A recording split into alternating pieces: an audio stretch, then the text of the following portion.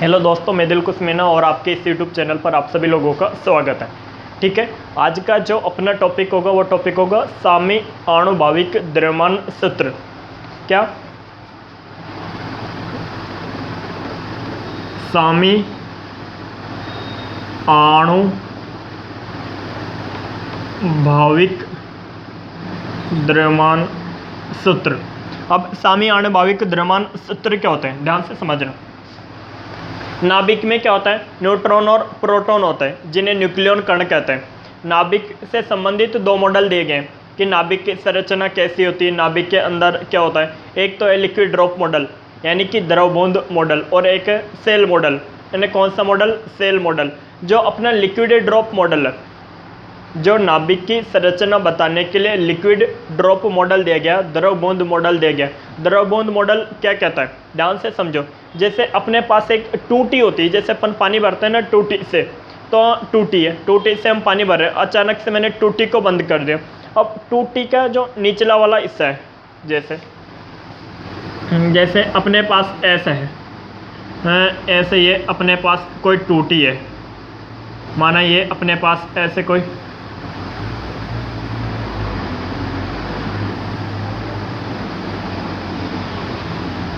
टूटी है यानी ऐसे कोई टूटी है। अब मैंने टूटी को क्या कर दिया, 1 मिनट के लिए बंद कर दिया। अब यहाँ से यानी कि जो हल्का हल्का पानी जमा हुआ था, अब वो पानी जमा होकर एक बूंद का आकार लेगा। पहले क्या लेगा, एक गोल बूंद का आकार लेगा। ये पानी है, पहले तो गोल आकार लेगा, फिर अति परवलय आकार लेकर नीचे गिर जाएगा, फिर वह अति परवलय आकार में नीचे गिर जाएगा। नहीं समझ में? लिक्विड ड्रॉप मॉडल क्या कहता है कि जो नाभिक होता है, नाभिक एक असंपीड्य द्रव बूंद के समान होता है। नाभिक एक असंपीड्य द्रव बूंद के समान होता है जिसका आकार गोलाकार होता है, यानी जिसका आकार गोलाकार होता है। यानी कैसा होता है, यानी गोलाकार होता है। अब सन 1935 में 1935 में विजेकर और बेते नामक दो वैज्ञानिक थे। 1935 में विजेकर और बेते नामक वैज्ञानिकों ने नाभिक का द्रव्यमान घनत्व ज्ञात करने के लिए एक सूत्र स्थापित किया। सन 1935 में, पेन और नहीं चल रहा, विजेकर और बेते नामक दो वैज्ञानिकों ने नाभिक का द्रव्यमान घनत्व ज्ञात करने के लिए एक सूत्र स्थापित किया, जिसे सामी आणुभाविक द्रव्यमान सूत्र कहा जाता है। सामी आणुभाविक द्रव्यमान सूत्र के द्वारा किसकी गणना की जाती है, नाभिक के द्रव्यमान घनत्व की गणना की जाती है। यानी किसकी, नाभिक के द्रव्यमान घनत्व की गणना की जाती है। नाभिक का द्रव्यमान घनत्व क्या होता है, डी बराबर क्या होता है, कैपिटल M/B। अब देखो, लिक्विड ड्रॉप मॉडल के अनुसार नाभिक का आकार कैसा होता है, गोलाकार होता है, और गोले का आयतन जो होता है वो होता है 4/3 पाई r³। अब r क्या है, नाभिक की त्रिज्या। जो नाभिक की त्रिज्या होती है द्रव्यमान संख्या की 1/3 घात के समानुपाती होती है। तो r बराबर हम लोगों ने पिछले वाले वीडियो में पढ़ा था, r बराबर होता है r0 a⁻⁴ r0 का जो मान होता है 1.2 फर्मी होता है। 1.2 × 10⁻⁻15 इसका मान होता है। 1.2 × 10⁻⁻15 मीटर इसका मान होता है। तो यहाँ पे r की जगह ये मान पुट कर देंगे, तो r0 a⁻⁴ की पावर क्यूब, तो 4/3 पाई r0³ a क्या है, द्रव्यमान संख्या, इसका मान होता है 1.2 × 10⁻⁻15 मीटर r0 का। पाई का मान होता है 3.14। तो ये क्या होता है, नाभिक का आयतन होता है। ये क्या है, नाभिक का आयतन। अब इस सूत्र की सहायता से हम किसी भी नाभिक का आयतन ज्ञात कर सकते हैं। यदि किसी भी नाभिक की हमें द्रव्यमान संख्या पता है, तो क्योंकि ये तीनों तो कांस्टेंट होते हैं, 4 कांस्टेंट, 3 कांस्टेंट, पाई कांस्टेंट, r0 कांस्टेंट है, तो ये तीनों कांस्टेंट है। यदि किसी भी नाभिक की हमें द्रव्यमान संख्या पता है, द्रव्यमान संख्या क्या होती है, प्रोटॉनों की संख्या प्लस न्यूट्रॉनों की संख्या का योग। ठीक है, द्रव्यमान संख्या। यदि हमें किसी भी नाभिक की द्रव्यमान संख्या पता है तो हम आसानी से उस नाभिक का आयतन कैलकुलेट कर सकते हैं, आसानी से उस नाभिक का आयतन कैलकुलेट कर सकते हैं। अब हमें कैलकुलेट करना नाभिक का द्रव्यमान। अब नाभिक के द्रव्यमान को कैसे कैलकुलेट करें? अब अपने पास कंडीशन क्या बताई कि नाभिक के द्रव्यमान को हम कैसे कैलकुलेट करें, समझे। जो नाभिक का द्रव्यमान होता है, कैपिटल एम क्या है? नाभिक का द्रव्यमान। नाभिक का द्रव्यमान नाभिक में उपस्थित प्रोटॉनों के द्रव्यमान एवं न्यूट्रॉनों के द्रव्यमानों के योग से कम होता है। जो नाभिक का द्रव्यमान होता है, ध्यान से समझो, मैंने क्या लिया? नाभिक का द्रव्यमान कैपिटल एम लिया है, नहीं कैपिटल एम। जो नाभिक का द्रव्यमान है कैपिटल एम, नाभिक में उपस्थित, माना नाभिक में जेड तो प्रोटॉन है और ए माइनस जेड न्यूट्रॉन है, तो जेड प्रोटॉन है और एक प्रोटॉन का द्रव्यमान एम पी और ए माइनस जेड न्यूट्रॉन है और न्यूट्रॉन का द्रव्यमान एम एन, ठीक है। तो नाभिक में प्रोटॉनों के द्रव्यमान प्लस न्यूट्रॉनों के द्रव्यमानों के योग से कम होता है। क्या कम होता है? ध्यान से समझो, नाभिक में जितने प्रोटॉन एवं न्यूट्रॉन होते हैं, प्रोटॉनों का द्रव्यमान और न्यूट्रॉनों के द्रव्यमानों का योग, और यह है नाभिक का द्रव्यमान। ये जो नाभिक का द्रव्यमान होता है इस द्रव्यमान से कम होता है, इस द्रव्यमान से कम होता है। कम क्यों होता है? क्योंकि इन प्रोटॉन और न्यूट्रॉनों को जब बाउंडेड स्टेट में लाया जाता है, जब इन प्रोटॉन और न्यूट्रॉनों को एक बद्ध अवस्था में लाया जाता है, तो इस दौरान ऊर्जा के मान में कमी आती है और द्रव्यमान के मान में भी कमी आती है, कमी आती है। तो माइनस कैपिटल एम बराबर क्या होता है? द्रव्यमान क्षति, बराबर क्या होता है? द्रव्यमान क्षति, यानी क्या होता है? द्रव्यमान क्षति। अब कैपिटल एम को मैं इधर ला रहा हूँ, देखो कैपिटल एम बराबर Z M proton plus A minus Z M neutron minus delta M, minus delta M, minus delta M. और जो नाभिकीय बंधन ऊर्जा होती है, देखो नाभिक का द्रव्यमान नाभिक में उपस्थित प्रोटॉन एवं न्यूट्रॉनों के द्रव्यमानों के योग से कम होता है, ठीक है, के योग से कम होता है। इसे द्रव्यमान क्षति के द्वारा समझाया जा सकता है। जो डेल्टा एम है क्या है? द्रव्यमान क्षति है। और जो द्रव्यमान क्षति होती है, जो डेल्टा एम होता है, नाभिकीय बंधन ऊर्जा के द्वारा समझाया जा सकता है। जो नाभिकीय बंधन ऊर्जा होती है, ई जो बाइंडिंग एनर्जी होती है, नाभिकीय बंधन ऊर्जा क्या होती है? Delta M C square. यदि ये तो है ए एम यू में, एटॉमिक ए एम यू में एटॉमिक मास यूनिट में है। ये जो नाभिकीय बंधन ऊर्जा है, नाभिकीय बंधन ऊर्जा की जो इकाई है एटॉमिक मास यूनिट है। यदि इस एटॉमिक मास यूनिट को हम इलेक्ट्रॉन वोल्ट में कन्वर्ट करना चाहेंगे तो ये जो अपना सी स्क्वायर है ये हट जाएगा और नाभिकीय बंधन ऊर्जा क्या आ जाएगी? डेल्टा एम के बराबर आ जाएगी। किसके बराबर आ जाएगी? डेल्टा एम के बराबर आ जाएगी। तो इस डेल्टा एम की जगह मैं ये पुट कर दूँ ई बी, तो यहाँ पे देखो कैपिटल एम बराबर Z M proton plus A minus Z M neutron minus E B. यदि हम कैसे भी करके इस नाभिकीय बंधन ऊर्जा को कैलकुलेट कर लें, क्योंकि इनको तो हम आसानी से कैलकुलेट कर लेंगे, यदि हम कैसे भी करके इस नाभिकीय बंधन ऊर्जा को कैलकुलेट कर लें तो हम किसको कैलकुलेट कर सकते हैं? नाभिक के द्रव्यमान को कैलकुलेट कर सकते हैं। और नाभिक के आयतन को तो हमने पहले ही गणना कर ली इसकी, तो अगर इसको कैलकुलेट कर लिया तो ये कैलकुलेट कर लिया, ये कैलकुलेट कर लिया। अब इन दोनों का नाभिक के द्रव्यमान में नाभिक के आयतन का भाग दे देंगे तो नाभिक का द्रव्यमान घनत्व पता चल जाएगा। इन्हें क्या पता चल जाएगा? नाभिक का द्रव्यमान घनत्व पता चल जाएगा। अब ये सीरियस हो गया क्या? अब लो सीरियस नहीं होने का, कभी भी सीरियस नहीं होने का। ओके, अब ये जो देखो यहाँ पे इस सूत्र को मिटा, बाकी को मिटा देता हूँ और इस सूत्र को रहने देता हूँ।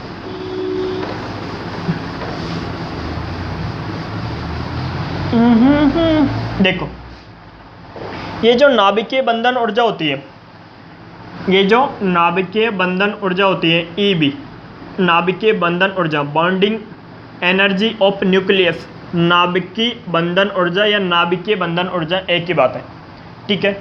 ये जो नाभिकीय बंधन ऊर्जा होती है अन्य 5 ऊर्जाओं पर निर्भर करती है। एक तो नाभिकीय आयतन ऊर्जा, एक नाभिकीय पृष्ठीय ऊर्जा, और एक नाभिकीय कूलॉम एनर्जी, और एक नाभिकीय पेयरिंग एनर्जी यानी कि युग्मन ऊर्जा, और एक नाभिकीय प्रतिसम्मित ऊर्जा। एक का मतलब एंटी सिमेट्रिक प्रतिसम्मित ऊर्जा। जो नाभिकीय बंधन ऊर्जा होती है इन 5 ऊर्जाओं पर निर्भर करती है। नाभिकीय आयतन ऊर्जा, volume energy of nucleus, surface energy of nucleus, Coulomb energy of nucleus, pairing energy of nucleus, antisymmetric energy of nucleus. नाभिकीय आयतन ऊर्जा, नाभिकीय पृष्ठीय ऊर्जा, नाभिकीय कूलॉम ऊर्जा, नाभिकीय युग्मन ऊर्जा और नाभिकीय प्रतिसम्मित ऊर्जा। अब ध्यान से समझो, जो नाभिकीय आयतन ऊर्जा होती है इसकी दिशा प्लस लेते हो, यदि आप नाभिकीय आयतन ऊर्जा की दिशा प्लस लेते हो तो बाकी सभी की दिशा आप लोगों को माइनस लेनी पड़ेगी, बाकी सभी की दिशा आपको माइनस लेनी पड़ेगी। यदि आप नाभिकीय आयतन ऊर्जा की दिशा माइनस लेते हो तो बाकी सभी की दिशा प्लस लेनी पड़ेगी। यानी कि जो नाभिकीय आयतन ऊर्जा और बाकी जो ये 4 एनर्जी है, इन 4 एनर्जियों की तो दिशा समान होती है, लेकिन नाभिकीय आयतन ऊर्जा और इन चारों एनर्जी की दिशा विपरीत होती है। यदि आप इसको प्लस ले तो बाकी सभी को माइनस, यदि आप इसको माइनस ले तो बाकी सभी को प्लस। तो हम क्या करेंगे, यानी इसको ले रहे हैं, नाभिकीय आयतन ऊर्जा को प्लस में ले रहे हैं और बाकी सभी को माइनस में ले लेंगे। तो एक एक करते समझते हैं कि नाभिक की जो आयतन ऊर्जा होती है ये क्या होती है। कितनी देर का बन गया वीडियो? 12 मिनट ना, ओके। यानी EB, EF, EC, EP, EA। अब देखो नाभिक की आयतन ऊर्जा क्या होती है। जैसे अपने पास ये कोई नाभिक है, क्या है नाभिक। इस नाभिक में क्या होते हैं, प्रोटॉन और न्यूट्रॉन होते हैं, न्यूट्रॉन होते हैं।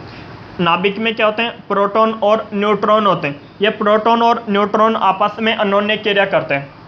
ये जो नाभिक में प्रोटॉन और न्यूट्रॉन होते हैं, ये प्रोटॉन और न्यूट्रॉन आपस में अन्योन्य क्रिया करते हैं, इन्हें जिसके कारण एक ऊर्जा का उत्पादन होता है और इस ऊर्जा को नाभिक की आयतन ऊर्जा कहते हैं।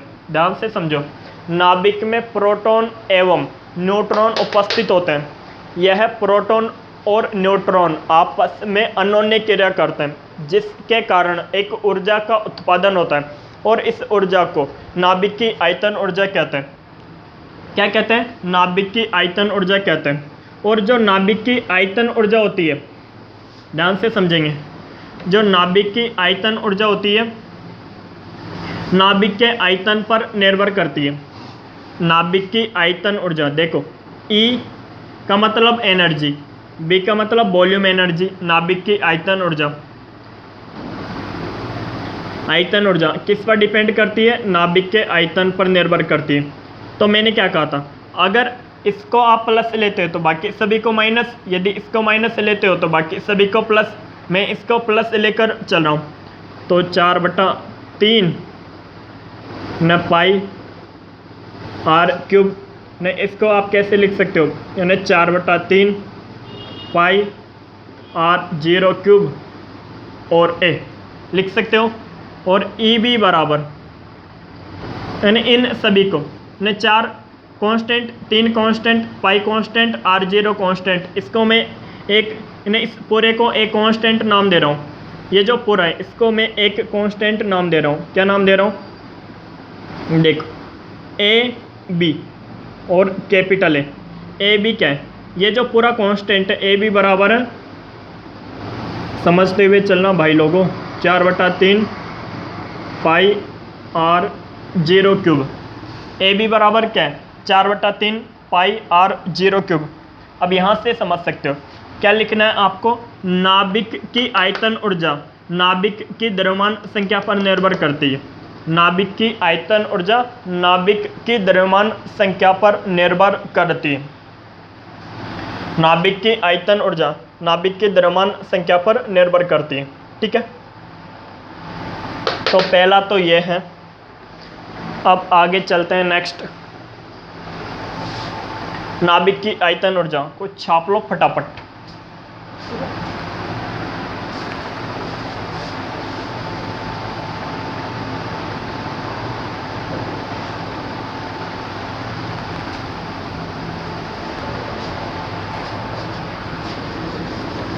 अब सीक्वेंस बाय लिखते हुए चलते हैं ताकि आप लोगों को बढ़िया समझ में आएगा।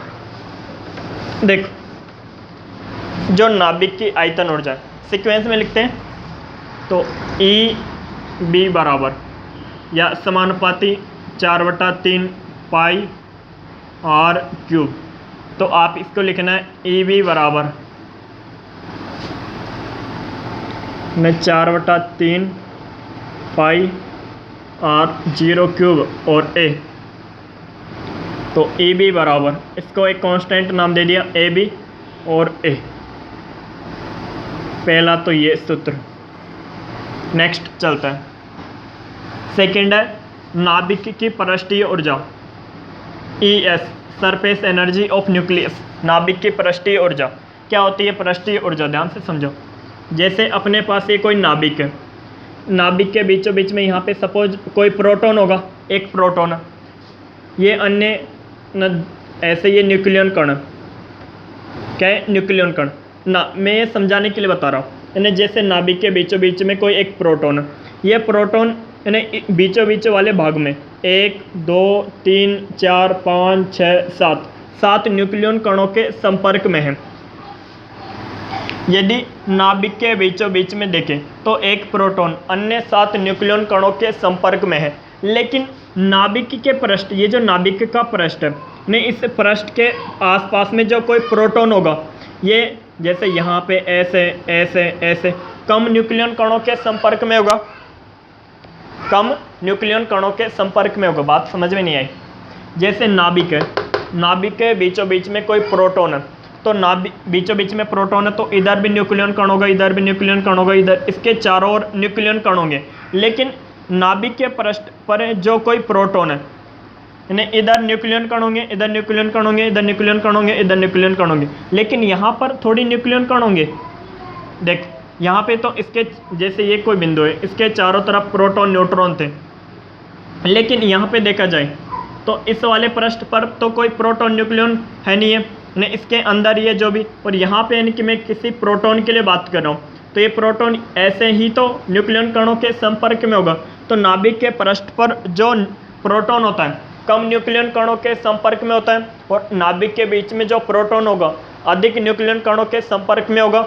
तो नाभिक के बीच में जो प्रोटॉन होगा ज़्यादा न्यूक्लियन कणों से अन्योन्य क्रिया करेगा, और नाभिक के पृष्ठ पर जो प्रोटॉन होगा कम न्यूक्लियन कणों से अन्योन्य क्रिया करेगा, यानी कम न्यूक्लियन कणों से अन्योन्य क्रिया करेगा।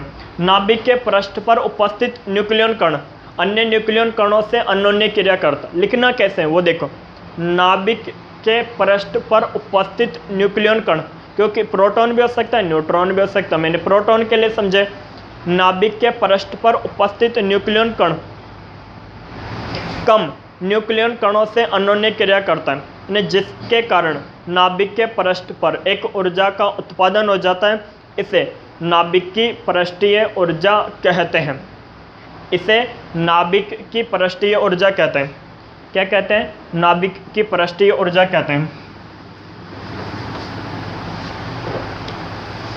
और ये जो नाभिक की पृष्ठीय ऊर्जा होती है, ध्यान से, ये पेन और नहीं चल रहा यार, दिख रहा है? नहीं दिख रहा भाई, अब चलेगा। जो नाभिक की पृष्ठीय ऊर्जा होती है समानुपाती होती है, यानी किसके? नाभिक के पृष्ठीय क्षेत्रफल के। नाभिक का पृष्ठीय क्षेत्रफल क्या होता है? 4πr², इसके समानुपाती होती है। तो ई एस बराबर, समानुपाती का चिन्ह हटाऊंगा, माइनस समानुपाती का चिन्ह हटाऊंगा, कोई कांस्टेंट आएगा के, तो समानुपातिक नियतांक का मान 1 होता है, ठीक है, माइनस 4π, r का मान क्या होता है? r0, a⁻1/3, इस पूरे का स्क्वायर। तो ई एस बराबर माइनस 4 पाई r0² और a की पावर 2/3। देख 4 कांस्टेंट, पाई कांस्टेंट, r0 कांस्टेंट, तो इसको मैं एक अन्य कांस्टेंट नाम दे दूं, इसको नाम दे देते हैं as। अन्य कांस्टेंट नाम दे दिया as और a की पावर 2/3। तो यहाँ से क्या लिख सकते हो आप, नाभिक की पृष्ठीय ऊर्जा नाभिक की द्रव्यमान संख्या की 2/3 घात के समानुपाती होती है। नाभिक की पृष्ठीय ऊर्जा नाभिक की द्रव्यमान संख्या की 2/3 घात के समानुपाती होती है। ये क्या है भाई, नाभिक की पृष्ठीय ऊर्जा। थर्ड चलते हैं, कूलॉम एनर्जी। इसी नाभिक की कूलॉम एनर्जी, अब ध्यान से समझो।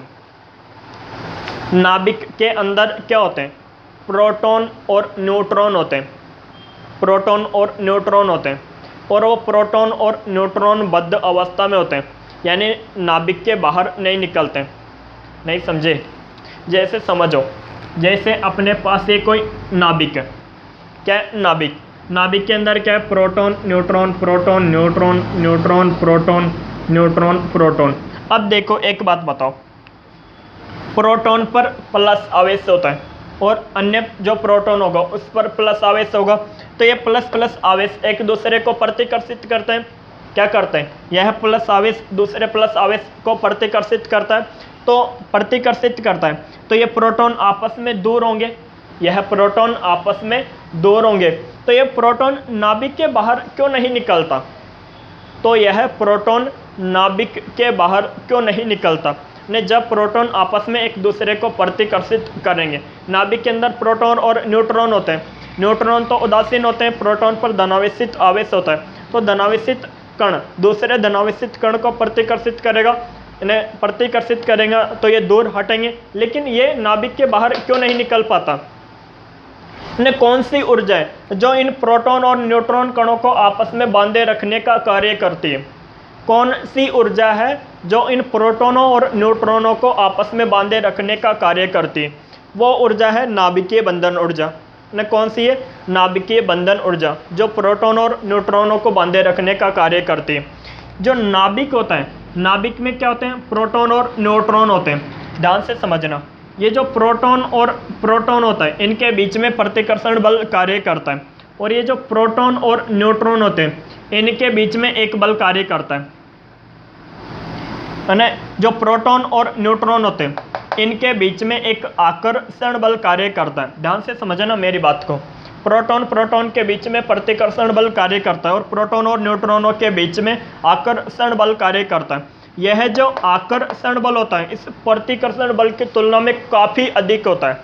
यह जो आकर्षण बल होता है इस प्रतिकर्षण बल की तुलना में काफ़ी अधिक होता है, और ये जो प्रतिकर्षण बल है, प्रोटॉनों के बीच में जो प्रतिकर्षण बल लगता है, इस प्रतिकर्षण बल को कूलॉम बल कहते हैं। इस प्रतिकर्षण बल को कूलॉम बल कहते हैं। क्या कहते हैं, कूलॉम बल कहते हैं। अब इसी को हमें समझना है कि कूलॉम बल का सूत्र क्या है।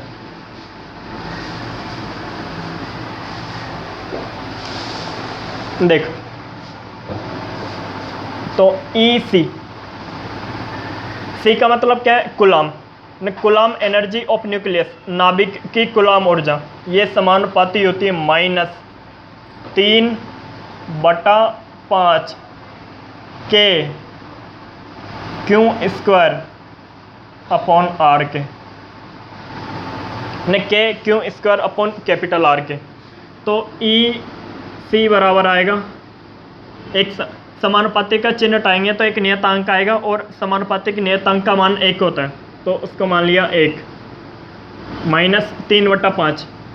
K की जगह K है, Q की जगह देखो ZE और Z-1E।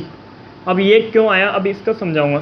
R की जगह वही R0 और A की पावर 1/3। तो EC बराबर क्या आ गया, -3/5 के एक नियतांक है, और ये E और ये E ई स्क्वायर हो गया बटा R0, और एक अपने पास बच गया Z minus 1 upon A0, sorry A की पावर 1/3।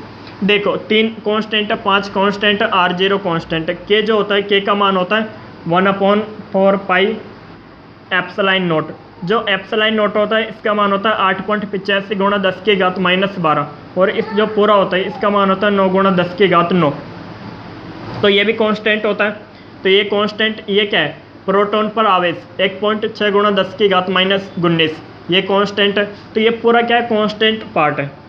तो EC बराबर -AC, इस पूरे कांस्टेंट को क्या नाम दे दिया, यहाँ से लेकर यहाँ तक के को AC, और यहाँ लिख दिया है जेड कोष्टक Z-1 अपॉन A की पावर 1/3। दिख तो रहा है ना आप लोगों को?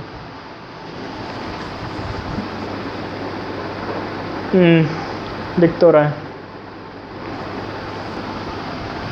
1/3। ठीक है, तो ये क्या है, कूलाम ऊर्जा, क्या है, कूलाम ऊर्जा। वीडियो काफ़ी लंबा खिंच जाएगा, और इतनी देर का वीडियो मेरे मोबाइल में बनता भी नहीं है, 26 मिनट का तो बन चुका है। ठीक है, कूलाम ऊर्जा। आगे चलते हैं। अब आगे बचती है युग्मन ऊर्जा। जो नाभिक की युग्मन ऊर्जा होती है, नाभिक की युग्मन ऊर्जा, ये द्रव्यमान संख्या की -3/4 घात के समानुपाती होती है। तो EP बराबर आ जाएगा, समानुपाती का चिन्ह हटाऊंगा तो एक कांस्टेंट आएगा -AP, और A की पावर -3/4, 3/4। जो AP होता है, ध्यान से समझो, ये जो AP है, यदि नाभिक में न्यूट्रॉनों की संख्या सम और प्रोटॉनों की संख्या विषम, या प्रोटॉनों की संख्या सम या न्यूट्रॉनों की संख्या विषम, तो इसके लिए इसका मान होता है 0। यहाँ पे समझा रहा हूँ, ये जो AP है, समझ में आना चाहिए, AP, ध्यान से समझा। यदि नाभिक में प्रोटॉनों की संख्या सम, न्यूट्रॉनों की संख्या विषम, या न्यूट्रॉनों की संख्या सम, प्रोटॉनों की संख्या विषम, तो इसके लिए इसका मान 0। यदि नाभिक में प्रोटॉनों की संख्या विषम और न्यूट्रॉनों की संख्या विषम, तो ऐसी स्थिति में इसका मान होता है -33.5। यदि नाभिक में प्रोटॉनों की संख्या विषम और न्यूट्रॉनों की संख्या विषम, तो ऐसी स्थिति में इसका मान होता है +33.5, 33.5। अब अपने पास एक एनर्जी बच गई है, नाभिक की युग्मन ऊर्जा।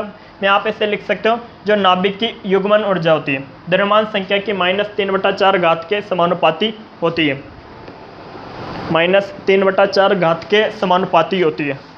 ठीक है, अभी टाइम रहा तो समझा दूंगा। ये देखो 5 मिनट के लिए इसको तो छाप ही लिया होगा आप लोगों ने, इसको मिटा देते हैं।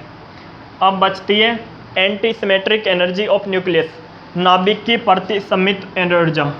ए का मतलब क्या है, एनर्जी। ए का मतलब है एंटी सिमेट्रिक, ये समानुपाती होती है -n - z का होल स्क्वायर। n क्या है, न्यूट्रॉनों की संख्या, z क्या है, प्रोटॉनों की संख्या, बटा a। तो EA बराबर समानुपाती का चिन्ह हटाऊंगा तो एक कांस्टेंट आता है A, कैपिटल A का मतलब क्या है, एंटी सिमेट्रिक, है ना। प्रतिसमित ऊर्जा नियतांक कहते हैं इसे, प्रतिसमित ऊर्जा नियतांक, इसे युग्मन ऊर्जा नियतांक कहते हैं, इसे पृष्ठीय ऊर्जा नियतांक कहते हैं, और इसे कूलाम ऊर्जा नियतांक कहते हैं। ठीक है, -n - z का whole square upon capital A।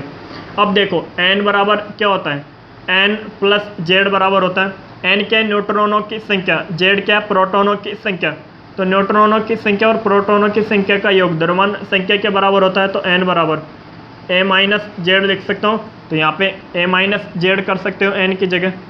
तो EA बराबर -AA में तो a - z, तो a - 2z का होल स्क्वायर अपॉन कैपिटल है। अब इनको समझाता हूँ। नाभिक की प्रतिसमित ऊर्जा क्या होती है, नाभिक में जैसे जैसे न्यूक्लियन कणों की नाभिक में जैसे जैसे न्यूट्रॉन कणों की संख्या बढ़ती जाती है, नाभिक में जैसे जैसे न्यूट्रॉन कणों की संख्या बढ़ती जाती है, वैसे वैसे नाभिक के स्थायित्व के मान में कमी आती है। नाभिक में जैसे जैसे न्यूट्रॉन कणों की संख्या बढ़ती जाती है वैसे वैसे नाभिक के स्थायित्व के मान में कमी आती है, जिसके कारण एक ऊर्जा का उत्पादन होता है। इसे नाभिक की प्रतिसमित ऊर्जा कहते हैं। इसे नाभिक की प्रतिसमित ऊर्जा कहते हैं। क्या कहते हैं? प्रतिसमित ऊर्जा। और ये पेयरिंग एनर्जी क्या होती है? नाभिक में क्या होते हैं? प्रोटॉन और न्यूट्रॉन होते हैं। प्रोटॉन और न्यूट्रॉन। यदि नाभिक में प्रोटॉनों की संख्या अधिक है और न्यूट्रॉनों की संख्या कम है तो ऐसा नाभिक कैसा होता है? अस्थायी नाभिक होता है। यानी कैसा नाभिक होता है? अस्थायी नाभिक होता है। या नाभिक में न्यूट्रॉनों की संख्या अधिक है और प्रोटॉनों की संख्या कम है तो ऐसा नाभिक भी अस्थायी नाभिक होता है। यानी कैसा नाभिक होता है? अस्थायी नाभिक होता है। तो जब इन अस्थायी नाभिकों पर विकिरणों को आपतित किया जाता है तो इस नाभिक का क्या होता है? विखंडन होता है। यानी इस नाभिक का क्या होता है? विखंडन होता है। यानी इस विखंडन के परिणाम स्वरूप एक ऊर्जा निकलती है। इस विखंडन के परिणाम स्वरूप एक ऊर्जा निकलती है। इसे नाभिक की युग्मन ऊर्जा कहते हैं। ठीक है, आज के लिए बस इतना ही।